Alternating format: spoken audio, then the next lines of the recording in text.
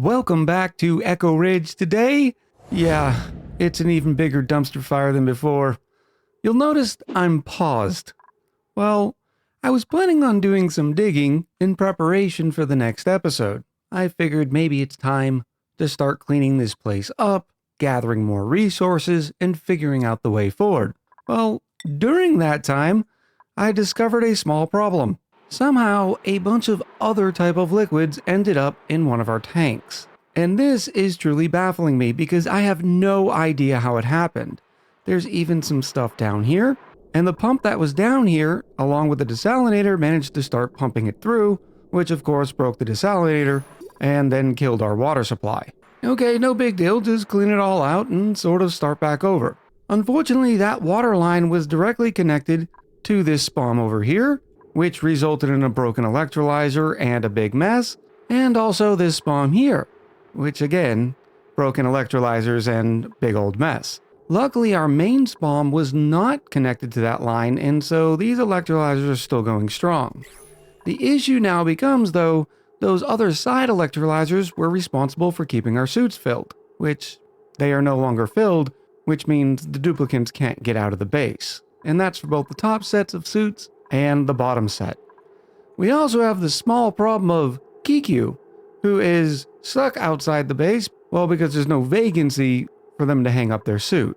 That one I can fix just by undocking one suit. They will then be able to run in, drop it off, and be stuck in the base with everybody else. Well, as soon as they finish gulping in some delicious polluted oxygen. Come on, Kiku, it's time to go inside. And oh yeah, by the way, they were up to 70% stress. And let's go ahead and mop up some tea.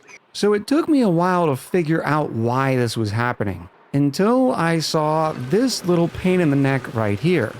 We have a few of them running errant around the colony, and you'll notice they're holding, well, a lot of different types of liquids, everything from ethanol, crude oil, to all 4 water types. So what was happening is the sponge slug was walking around doing their thing, gulping up some liquids, and then hooking themselves up directly to some of these lines, which then drop off all the random liquids down here. Thank you, sponge slug. So of course the penalty for this is death, except if I end up killing this sponge slug, all of these liquids are going to come bursting out of it. And this is about 12 tons worth of liquid, so I need to find a space to put them before I end up executing that sentence. But before I can even do that, I have to get back outside of the base. Now luckily, we have some lines right here that'll be able to pitch in from the one working spom. So I think what we're going to do is just separate it from here for now and plug in right through there and do the same right here. Because there is no way I can let these dupes out without suits on because this area is entirely too hot. And yes, we have another issue here, and that's the fact that our petroleum generators have created way too much carbon dioxide, and while I was hopeful that the molten slicksters would be able to consume enough carbon dioxide to make this into a true dirty brick, well, now it's just a disgusting mess of a brick. I mean, there's even oxygen in here, lots of steam just packed up into itty little bitty pockets. I'm still kind of holding out hopes that as long as we keep creating more slicksters, even these slicksters down here will start consuming some carbon dioxide. So I don't want to go full door crusher on the situation yet. We do have oxygen flowing back into the suits, so it shouldn't be too long before we catch back up. But we have a lot of repair work. Step 1 is I was going to just seal this whole thing off so none of the other liquids get in there, and then I will pump this back through the system. Oh yes, look at you. As soon as there's an empty blob, this sponge slug is going to start dropping off other liquids into our cooling loop too. Let me try moving the sponge slug down here, and I will set that at a maximum priority. I'm also going to have to build some ladders because no one can reach the sponge slug because they keep hanging out on the top here. So, yellow alert with these as well. Makes me wonder, can I use a carbon skimmer inside of a sauna? It's something I've never done before, and we have plenty of water. Not that that matters much because the carbon skimmer doesn't actually cost any water. It costs 1 kilo a second worth of water and gives back 1 kilo worth of polluted water a second. So maybe I'll just put a steel carbon skimmer right here. And now I just need to find an intake line and an output line. We'll start right here. Of course, this is going to have to be insulated. I do have an output line available here. I've started working in and around these cool steam vents. I realized I want to add some automation. Eventually, I'm going to need some cooling, but I'm not going to need a lot of cooling. And the reason why is because the great thing about our water system is the fact that it does all the filtering for us and the cooling. Whereas most of the times with your cool steam vents, you really want to make sure that they are brought down a lot further in temps. But I don't care if 95-degree water gets dropped into here. All right, sponge slug. It is time to meet your maker. Hopefully a dupe will come do this sooner rather than later, so I can capture the wonder it is of what happens when a sponge slug is left to its own devices for way too long. Oh yeah, here comes Gabby Gabs. Here comes Gabby. Stand by for the explosion. Yes. Okay, so it was a bit anticlimactic, but it's still a lot of liquids. Oh no. Oh no, what happened? Why isn't this water line running now? Maybe that spawn was on the same line? Oh, because the desalinator requires emptying. Well, time to increase this priority, which, by the way, we're down to a nice 36 degrees in the saltwater tank. 34 in some parts. This is no big deal. We're going to be able to fix this just fine as long as I find some ores inside the colony, and I'll just hook the oxygen from right here directly into the suits. Desperate times, desperate measures. Yeah, this doesn't read well. I'm assuming because Ghost Rider prefers to do other priorities first, even at a priority of 9, this desalinator is number 30-something on the task list. Ghost Rider, where are you? Right here. Yes, you'd rather do the building. So let's flatten that back out, and now the task is number 1. Now, we're not at risk of suffocating quite yet because, well, we have 20 kilos worth of oxygen right here. So I'm just going to turn oxygen back here. It is set on sweep only, so they'll put this canister right up on the canister emptier. And then, of course, we have multiple tons worth of oxygen over here. Well, that idea was definitely not my best. Apparently, there was too much junk around here that I just couldn't see because of all the fresh white wallpaper. See, wallpapers aren't always that good because you can't see all the gases as well. All right, water is flowing again. Oh no, what did I do? Where's this line going? This was the original output for this desalinator because I'm just going to use this pump, and once they finish constructing all this, I'm going to take all the ethanol that was sitting here and pump it right back through the system. So while it's not hurting anything, I'd rather 100% of the water go towards the original spawn instead of the brine being cleaned and dumped over into this tank here, which is where that line is heading. Oh yeah, did I tell you about the other mess that we created? Because there was other liquids inside the lines that were feeding the oil wells, ethanol managed to hit the oil wells. And when ethanol gets warm, well, it turns into a gas. So yeah, I've got 15 kilos worth of ethanol gas in here that I have to dump out of the tank that was otherwise doing such a great job before the evil sponge slug came along. Oh, and there's another one. I see you. What do you have in your little tummy, huh? For all of you that are part of the Critter Protection Society, I apologize, but sponge slugs are now considered kill on sight for me.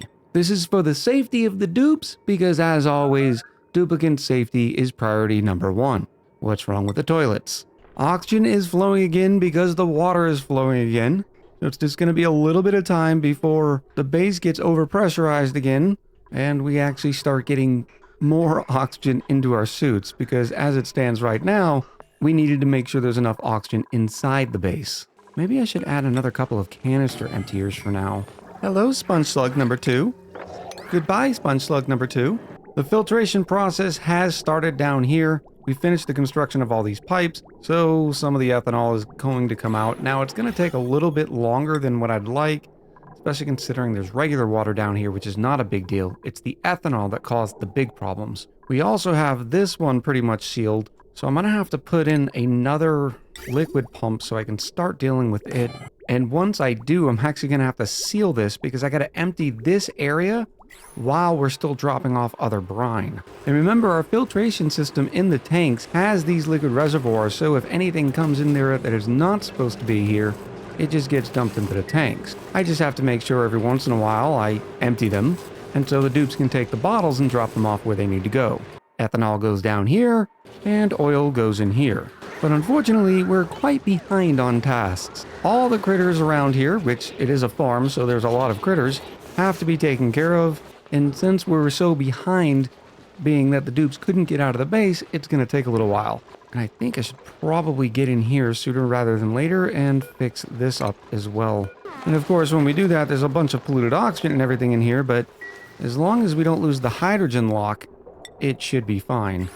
We'll just have some more damaged buildings. Add it to the list. Now, I have tried scouring these lines, but unfortunately there is places that I have not completely caught that there's still ethanol in the lines. So I'm gonna have to go around, pick out all the little packets of ethanol, and just hope for the best. Now for this tank here, I have to figure out a way to get the pipes and all this nasty water into our filtration system, but there's not a lot of room everywhere. Not to mention, the dupes no longer have access to this area. So I think what we're gonna try to do is something like this. This is gonna take a month of Sundays, but luckily we still have our clean water coming from here and from here, so we should be okay in the short term. Stupid sponge slug has caused so many issues. This system is starting to work here. What we're going to do is filter out all the natural gas, so it'll just be added to our natural gas line, and so hopefully after some time we will have gotten rid of all the ethanol. Now when the ethanol comes out, it's cold enough where it turns back into a liquid and then it's just going to drop down here, where eventually we'll clean up this mess too. So many messes, all caused from one critter. We finished the work on this bomb here.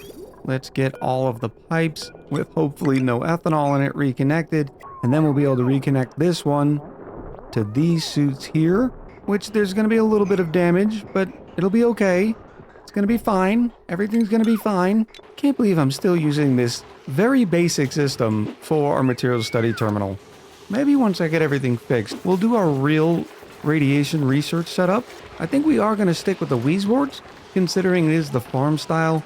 And while doing a shine bug reactor would also fit in with the farm style, we are already going to have so many critters and dupes here. The idea of having infinite shine bugs probably isn't the greatest. I think I'm also going to have to stop oil production over on this side. Not that we need it temporarily, because otherwise we're going to create too much oil and then the gas pumps aren't going to be able to actually pump any gas. I'm sure I'm not going to forget about checking on this. I'm pretty positive.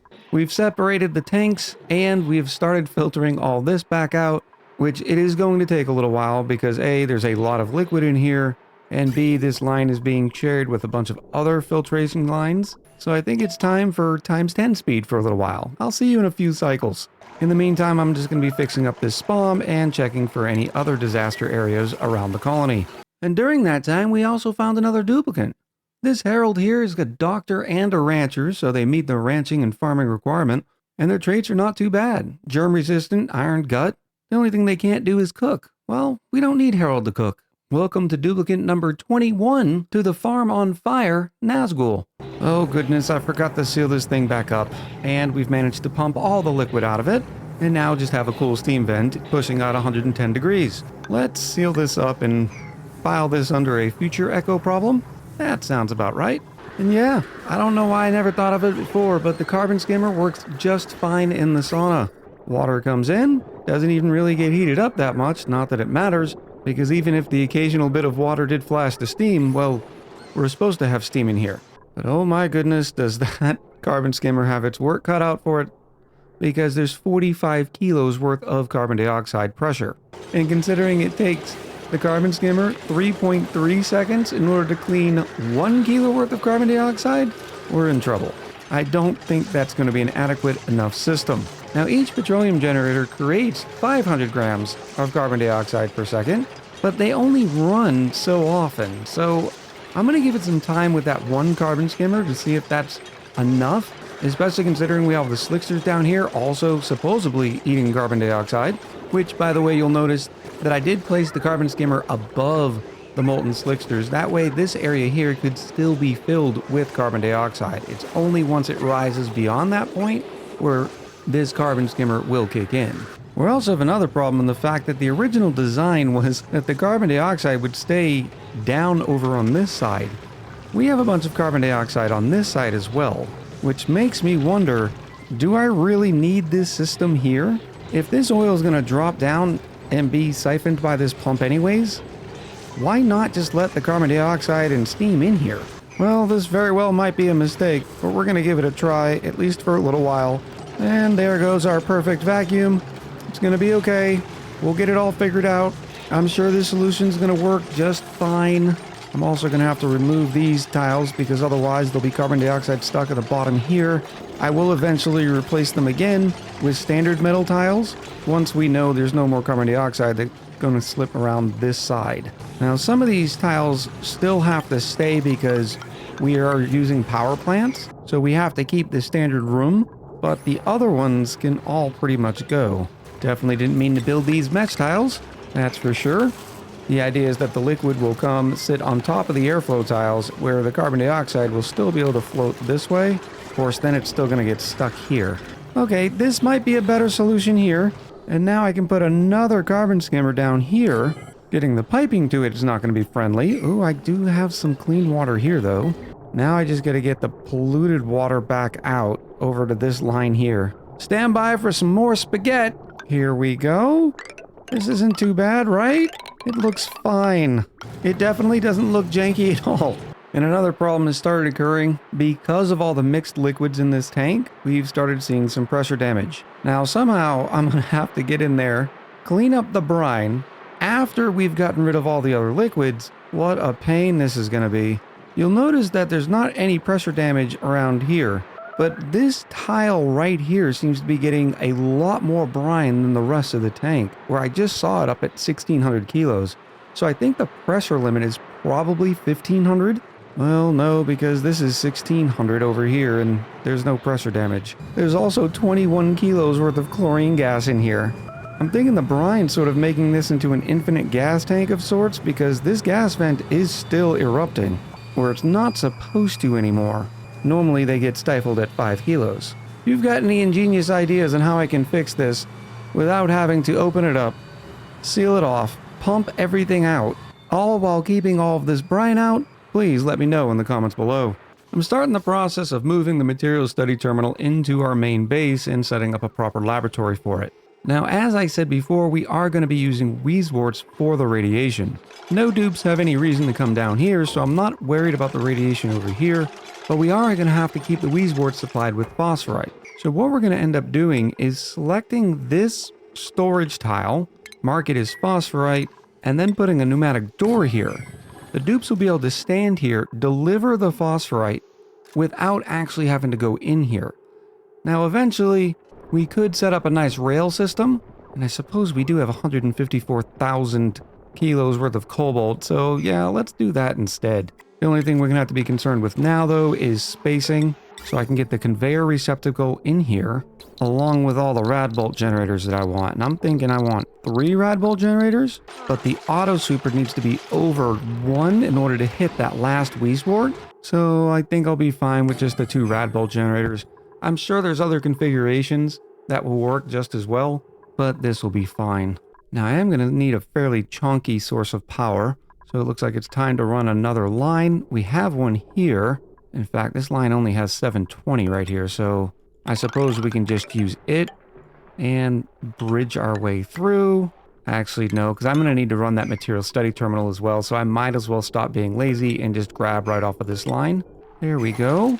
And what's great is, because I've been in times 10 speed for so long, we've actually caught up on most of the tasks, so I can do these little projects while we wait for all those tanks to be cleaned out. The rest of the system is pretty simple. We're just going to add a couple of materials study terminal. I'll show you why we have 2 here in a second. I suppose I need to finish the rail system first, because right now we don't want duplicates getting in here because it's a lot of radiation. And no, we're not building these rails out of steel. That would be a mistake. And I could do some complicated filtration system, but I don't think it's necessary. This is just going to be a phosphorite line. Easy peasy. And so each of these conveyor loaders will just be select on phosphorite. While the dupes are working on that, it's important we get our automation set up, considering this material study terminal already has 98 rad bolts. And to do that, we're going to be using this output here that sends a signal when the rad bolt storage on this material study terminal is full. So when it is, we want to send out a red signal. So we'll flip the green with a NOT gate. And then not only are we going to turn off the rad bolt generators, but we're also going to turn off the auto sweeper. And that way the auto sweeper won't keep feeding the Weezeworts with the phosphorite.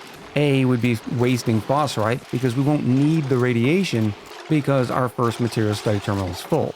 The next thing we need to connect though is this rad bolt reflector, because when this material study terminal is full and there happens to be an extra 2, 3, or 50 rad bolts coming in, we want it to bypass this one and head into this material study terminal here. This is sort of like our overflow bank. Last thing we're going to do is make this a proper lab with some lights, and that way the duplicates get a nice well lit buff. So we're going to add a couple of weight plates right here. I will need to bridge this line, and I just realized I could have saved a whole lot of line if I would have done this differently. So we're going to do that now. There we go, that's much cleaner, and now I actually have a place where I can come out of here and tie in the automation with some nice ceiling lights. And of course, we're going to use our lab flask ceiling lights. And now we have a nice radiation research laboratory. And since the dupes don't have much to do right now, let's start queuing up some of that research. We're going to make sure no one is allowed to go through this door. And now we're able to do our research. Now you notice that Gabby Gabs is standing way over here, yet the weight plate was activated. And that's because dupes interact with the building at their tile of interest, and in this case it is this one right here. So while the animation shows now Deox standing here, they're actually standing right here. Hence the reason the weight plate was activated. And now that those rad bolts have been used, our rad bolt generators are already kicking in. We have them set to the minimum of 50 rad bolts, which we could probably do 51 because I think I saw 49. And so 51 will top it off with a perfect 100. Because remember, rad bolts lose a little bit the further they go in tiles. And yes, it's a perfect 50 now that we are shooting at 51 clumps per time. You still need the overflow though, because as soon as someone comes over here and starts using up the rad bolts in the terminal, like Gabby Gabs is doing now, these rad bolt generators turn back on, and there won't be room for the perfect amount of 50. On the good news front, we did manage to get all the ethanol gas out of what I am now calling the oil fields. Thanks for all the suggestions in the comments below from the last video. I thought the oil field really fits the farm style, and I kind of like the sound of it. So now all I have to do to clean the rest of this mess up is destroy everything, even though we have plenty of other messes still left to clean up in the colony. And we can even turn oil production back on. I just noticed another problem, and it has to do with the specific positioning of this oil well. When they were releasing the back pressure, because a bunch of gas is coming out of here, it compresses the oil and then starts breaking the tiles. So I think the easiest way to deal with this one is just disable this oil well. Alternatively, we could just make the whole tank a little bit bigger and put some mesh tiles here, and that way there was more room to dissipate the extra crude oil per tile when the natural gas is being released and sent up here. If it's not one problem, it's another. The last thing we have to do is get rid of this system here. I'm glad to finally be rid of at least some jank in the colony. We will not need these rad bolt generators anymore, but we will still need some wheezeworts, but I don't think I need 3 of them. So let's try 1 wheezewort in this tile, and if that doesn't work, we'll provide it with a little bit of active cooling.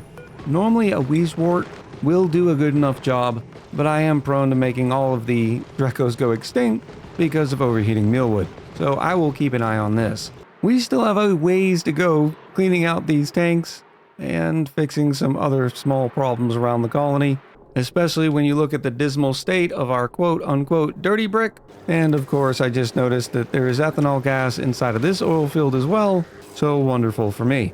But that's gonna do it for this episode. I appreciate everybody's patience with the slower trickle of videos as of late, and that'll continue for, I'm thinking, about 1 more week, as I'm doing a pretty major studio change. But once that's complete, we should be back to our standard 2 videos per week. I'm hoping for even more. I hope you're still enjoying this series and these videos. So until next time, much love, happy gaming, and I'll talk to you soon.